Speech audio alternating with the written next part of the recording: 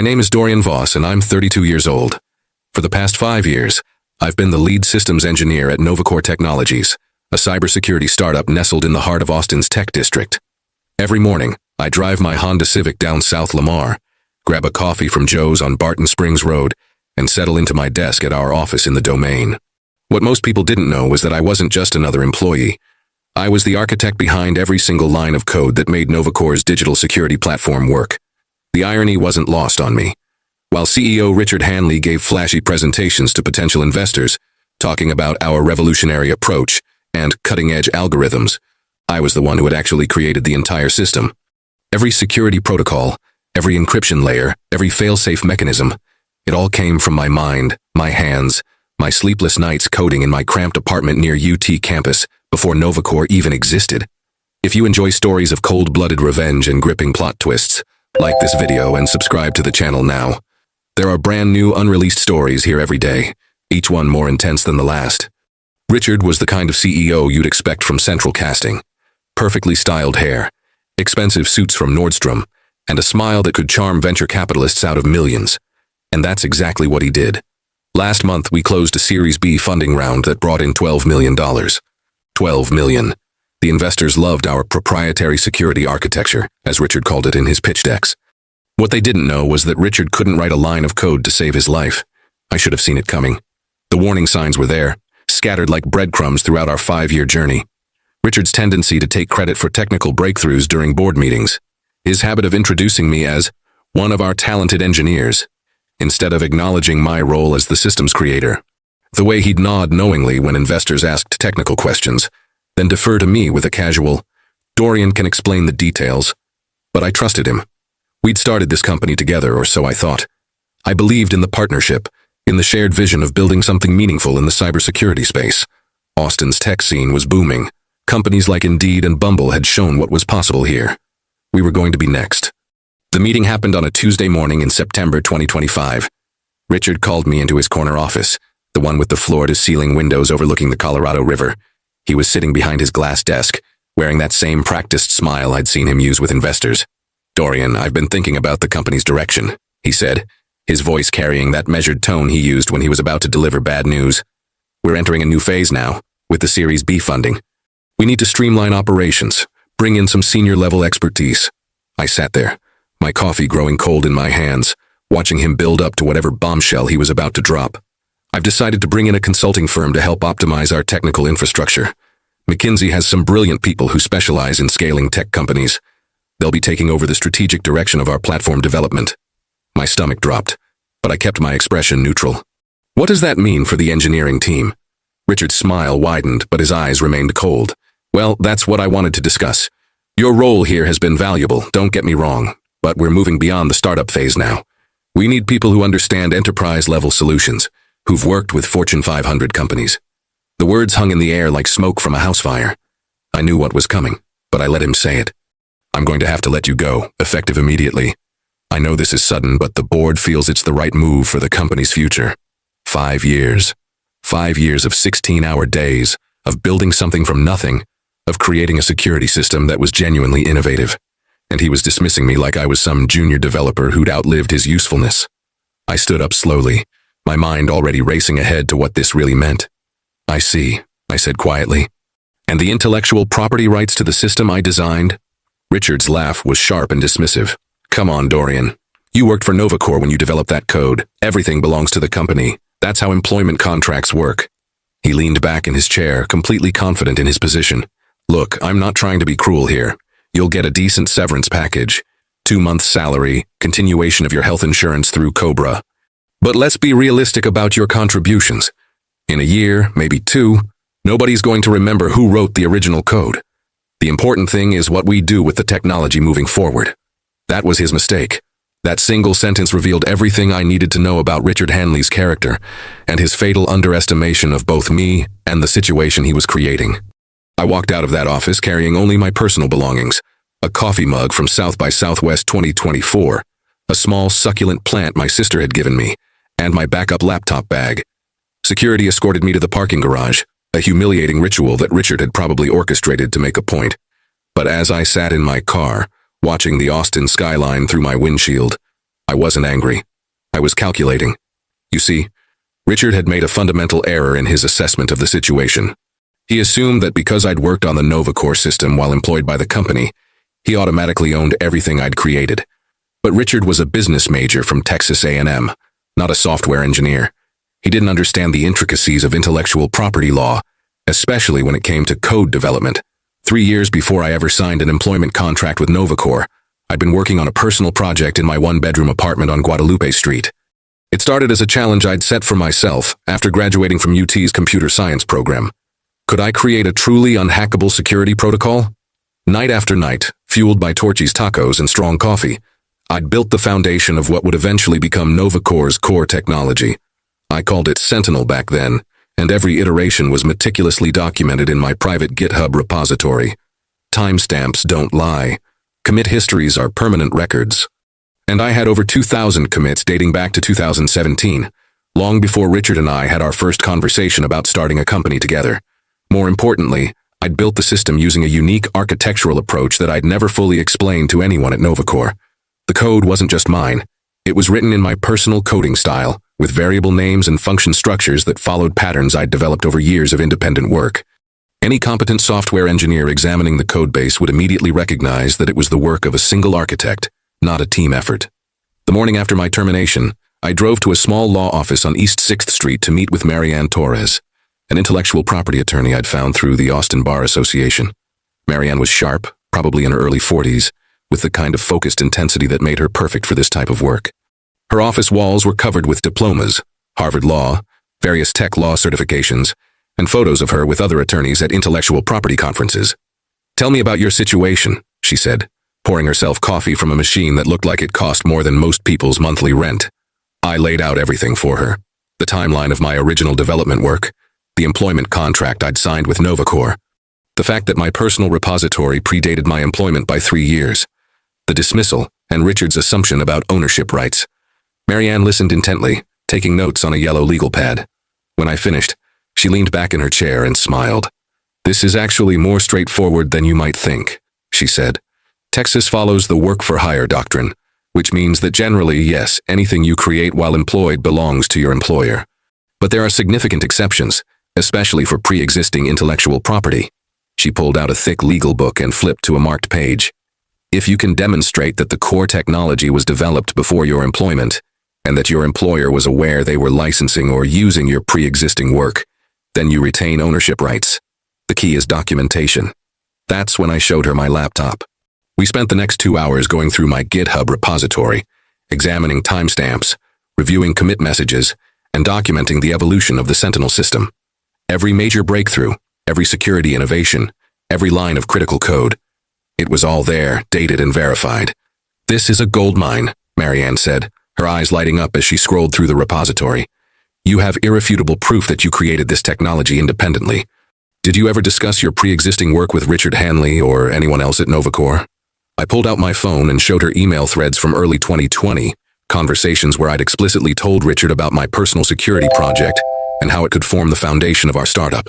In one particularly damning email, Richard had responded enthusiastically, writing, "Your Sentinel system sounds incredible. That could be exactly what we need to differentiate ourselves in the market." Marianne printed out the emails and added them to a growing file folder. "We're going to send NovaCore a formal notice regarding your intellectual property rights. But first, let's see how this plays out naturally. Sometimes the best strategy is to let your opponent make mistakes." She was right. Over the next 2 weeks, I watched NovaCore's situation deteriorate from the comfort of my apartment. I'd set up Google alerts for the company name, and the news wasn't good for Richard. TechCrunch Austin ran a story about technical difficulties plaguing the platform. Several major clients, including a Houston-based oil company and a Dallas financial services firm, had reported security breaches and system failures. My phone rang constantly. Richard called at least twice a day, his voicemails becoming increasingly desperate. "Dorian, we need to talk. There might have been some miscommunication about your departure. Give me a call back." Then came the text messages. Offers for consulting work, promises of significant compensation if I'd help them resolve their technical issues. One particularly desperate message offered me $200,000 for just 1 month of consulting work. I ignored them all. The breaking point came when I received a LinkedIn message from Jake Morrison, NovaCore's CTO. Jake was a good guy, someone I'd respected during my time at the company. His message was short but revealing. Dorian, I don't know what happened between you and Richard, but we're in serious trouble here. The McKinsey consultants can't figure out your security architecture. 2 of our biggest clients are threatening to leave. Whatever went down, we need your help. That's when I knew Richard's house of cards was starting to collapse. The system I'd built wasn't just code. It was a complex, interconnected architecture that required deep understanding to maintain and modify. Richard had assumed any competent engineer could step in and take over. He was discovering how wrong he'd been. The 3rd week after my departure brought the kind of chaos that Richard had never imagined possible. I was having breakfast at Kirby Lane Cafe, scrolling through the Austin Business Journal on my tablet, when I saw the headline, "NovaCore Technologies stock plummets, 20% amid technical failures." The article quoted unnamed sources within the company describing catastrophic system instabilities and client exodus. But the real earthquake came from an unexpected source. Olivia McCarthy, the managing partner at Lone Star Ventures who'd led NovaCore's Series B funding round, had started asking uncomfortable questions. Olivia was nobody's fool. She'd built her reputation by conducting thorough due diligence on tech investments, and something about NovaCore's sudden technical meltdown didn't add up. I knew Olivia peripherally through Austin's tech community. We'd met at a few Capital Factory events, and she'd always struck me as someone who did her homework. Apparently, she'd been digging into NovaCore's technology claims, and what she'd discovered had left her furious. Marianne called me on a Thursday afternoon, her voice carrying barely contained excitement. "Dorian, you need to hear this. I just got off the phone with Olivia McCarthy's office. She wants to meet with us." The meeting took place the next morning in Lone Star Ventures offices in the Frostbank Tower. Olivia's conference room had floor-to-ceiling windows overlooking Lady Bird Lake, and she sat across from us with a stack of documents that looked suspiciously like investor pitch materials. "Mr. Voss," she began, her voice crisp and professional, "I've been reviewing the technology presentations that Richard Hanley made during our funding negotiations. He claimed that NovaCore's security architecture was developed in-house by their technical team, with him providing strategic oversight." She slid a printed PowerPoint deck across the table. I recognized it immediately. It was the presentation Richard had used to secure the $12 million investment. Page after page featured detailed diagrams of my Sentinel system, with Richard's name prominently displayed as Chief Technology Architect. "However," Olivia continued, "when I brought in an independent consultant to evaluate the current state of the platform, they made some interesting observations. The coding style, the architectural decisions, the variable naming conventions, everything points to a single developer, not a team effort. And when we cross-referenced the commit history in their current repository with public records, we found some troubling discrepancies." My heart started racing, but I kept my expression neutral. Marianne leaned forward slightly, sensing the opportunity. "What kind of discrepancies?" Marianne asked. Olivia pulled out another document, this one stamped with her consultant's letterhead. The original core modules were committed to a private repository in 2017, then migrated to NovaCore's corporate GitHub in early 2020. But here's the interesting part. The migration wasn't a fork or a transfer of ownership. It was a straight copy, preserving none of the original attribution data. She looked directly at me. "My consultant believes that whoever created this system originally still has the source repository, complete with full development history. If that person wanted to prove ownership, it would be relatively straightforward." That's when I understood what was happening. Olivia hadn't just discovered Richard's deception. She was offering me an opportunity to expose it publicly. As an investor, she had every right to demand transparency about the technology her fund had invested in. "Hypothetically," I said carefully, "if someone did have that kind of documentation, what would that mean for NovaCore?" Olivia's smile was razor-sharp. "It would mean that Richard Hanley committed investor fraud. He misrepresented the ownership and origin of the company's core intellectual property. That's a federal crime, Mr. Voss. It's also grounds for immediate termination and potential civil litigation." Marianne and I exchanged glances. This was the opening we'd been waiting for. "I have that repository," I said quietly. "Every commit, every timestamp, every line of code. I can prove that I developed the Sentinel system independently, years before I joined NovaCore." Olivia leaned back in her chair, satisfaction evident on her face. "Then I think it's time we called an emergency board meeting." The next few days moved with the speed of a Texas thunderstorm. Marianne drafted a formal intellectual property claim, complete with supporting documentation from my GitHub repository. Olivia coordinated with the other board members, explaining the situation and the potential legal ramifications. Richard, apparently sensing that something was wrong, tried calling me repeatedly, his voicemails becoming increasingly frantic. "Dorian, I don't know what kind of lies people are telling you, but we need to work together here. The company is bigger than both of us. Call me back immediately." The final voicemail was different. Richard's usual confident tone was gone, replaced by something that sounded almost like panic. Look, maybe I made some mistakes in how I handled your departure. Maybe we can work something out. I'm willing to discuss bringing you back as a senior consultant. We can negotiate terms that work for everyone. But it was too late for negotiations. The emergency board meeting was scheduled for the following Tuesday at 2 p.m. in the conference room of Austin's most prestigious law firm, Baker & Associates. Olivia had insisted on neutral ground, and she wanted legal observers present for what was about to unfold. I spent the weekend preparing my presentation, not just the technical documentation, but the timeline of events, the email communications, the proof of Richard's knowledge about my pre-existing work. Every detail had to be perfect. Every claim had to be bulletproof. On Monday night, I sat in my apartment looking out at the Austin skyline, thinking about how much my life had changed in just a month. 3 years ago, I'd been a recent graduate with big dreams and a revolutionary idea for cybersecurity. I'd trusted Richard Hanley to help me build something meaningful. Now I was about to expose him as a fraud in front of the investors who'd bet $12 million on his lies. The irony wasn't lost on me. Richard had fired me because he thought I was expendable, that my contributions could be easily replaced. Tomorrow, I was going to prove exactly how wrong he'd been. The boardroom at Baker & Associates was intimidating by design. Dark mahogany table, leather chairs that probably cost more than most people's monthly salary, and windows overlooking the state capitol building. When I walked in at exactly 2 p.m. carrying my laptop and a folder of printed documentation, every head turned toward me. Richard was already seated, looking like he'd aged 5 years in the past month. His usually perfect hair was disheveled, his expensive suit wrinkled. Beside him sat his attorney, a nervous-looking man who kept shuffling through papers. Across the table, Olivia McCarthy sat with 2 other board members I recognized from company presentations, David Chen from Austin Ventures and Sarah Williams from Signal Peak Capital. "Gentlemen, ladies," said the meeting moderator, a senior partner from Baker & Associates, "we're here to address allegations regarding the intellectual property underlying NovaCore Technologies' core platform." Richard tried to take control immediately. "I want to state for the record that this entire meeting is unnecessary. Dorian Voss was an employee of NovaCore.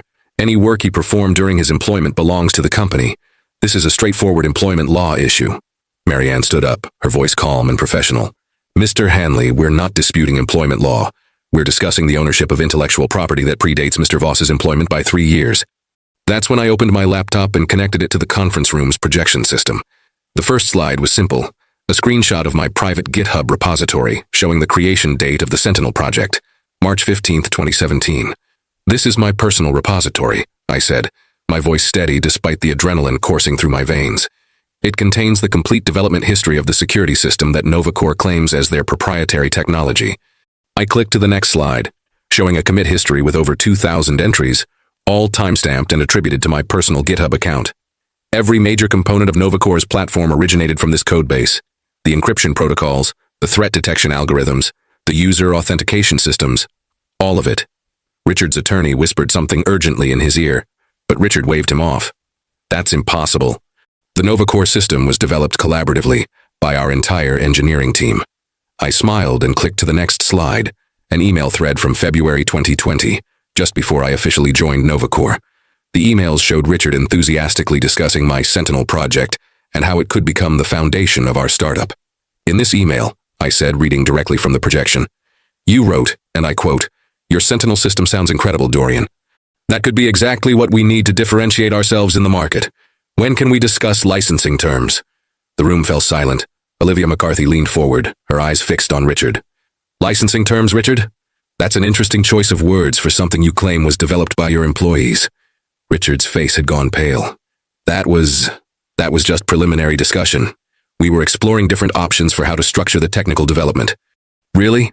I clicked to another slide showing the original NovaCore employment contract. Because, according to my employment agreement, signed 3 months after that email, I was hired as lead systems engineer, with responsibility for adapting existing security frameworks for commercial application. Not developing new technology, adapting existing technology. Jake Morrison, NovaCore's CTO, spoke up from the back of the room. I hadn't noticed him when I walked in. "Richard, is this true? Did Dorian create the core system before he joined the company?" Richard looked trapped, his eyes darting between the board members and the evidence on the screen. "The situation is more complex than it appears. Yes, Dorian had some preliminary code, but the commercial version was significantly enhanced by our team." "Enhanced how?" I asked, clicking to a technical comparison slide that Marianne and I had prepared. 93% of the current NovaCore codebase consists of unmodified functions from my original Sentinel repository. The remaining 7% are configuration files and user interface elements. David Chen from Austin Ventures cleared his throat. Richard, during our due diligence process, you represented this technology as proprietary intellectual property developed in-house under your direction. Are you telling us that was false? The room felt like it was holding its breath. Richard's attorney tried to intervene. My client isn't admitting to any wrongdoing. These are complex intellectual property questions that require— Actually, they're not that complex, Olivia interrupted. She pulled out a document I hadn't seen before. I had our legal team research Mr. Voss's claims yesterday. This is a formal intellectual property audit conducted by Morrison & Forster, one of the top tech law firms in the country. Their conclusion is unambiguous. Mr. Voss owns the underlying intellectual property, and NovaCore's use of that technology without a proper licensing agreement constitutes copyright infringement. Jake Morrison stood up, his face grim. Richard, I need to be honest with the board. Without Dorian's expertise, we can't maintain the system. The McKinsey consultants don't understand the architecture. We've lost 3 major clients this week, and 2 more are threatening to leave. The company is essentially non-functional. That was the moment Richard's facade finally cracked completely. He slumped in his chair, the fight going out of him. What do you want? He asked quietly. Olivia looked at me expectantly. This was my moment, the culmination of weeks of careful preparation and strategic patience. 3 things, I said calmly. First, immediate acknowledgement that I own the intellectual property underlying NovaCore's platform. Second, a formal licensing agreement that gives me 20% equity in the company and ongoing royalties on all revenue derived from my technology. Third, Richard's resignation as CEO. The board members exchanged glances. Sarah Williams spoke first. The intellectual property ownership seems clear. The licensing terms and equity position are reasonable given the circumstances. David Chen nodded. And frankly, Richard, your misrepresentation of the technology's origins makes your continued leadership untenable. The vote was unanimous. Richard Hanley was removed as CEO, effective immediately. Jake Morrison was appointed interim CEO, with a mandate to negotiate my return to the company as Chief Technology Officer. 6 months later, I was sitting in my new corner office, the same one Richard used to occupy, watching the sunrise over Ladybird Lake. NovaCore had not only recovered from the crisis but had grown stronger. With proper documentation and transparency, we'd won back lost clients and attracted new ones. The company's valuation had doubled. My phone buzzed with a text message from an unknown number. It was Richard. Dorian, I know I have no right to ask for forgiveness, but I want you to know that I understand now how badly I misjudged the situation. You were always the heart of this company, and I was too arrogant to see it. I hope you can find it in yourself to accept my apology. I stared at the message for a long moment, then typed back a simple response. I never wanted revenge, Richard. I wanted justice and recognition of my true value. I finally have both. Looking back, I realized that Richard's biggest mistake wasn't firing me. It was underestimating the power of documentation, the strength of truth, and the consequences of betraying someone who had trusted him completely. He thought he could erase my contributions and claim credit for my work. Instead, he had given me the motivation to prove exactly who I was and what I was worth. The best revenge, I learned, isn't destruction. It's success. It's building something better from the ashes of someone else's poor decisions. And sometimes it's simply letting the truth speak for itself. If you enjoyed this story, like this video, and leave a comment telling me what you thought. And if you're not already subscribed to the channel, please subscribe and hit the notification bell to get updates on new stories like this one. Thanks for watching, and I'll see you in the next one.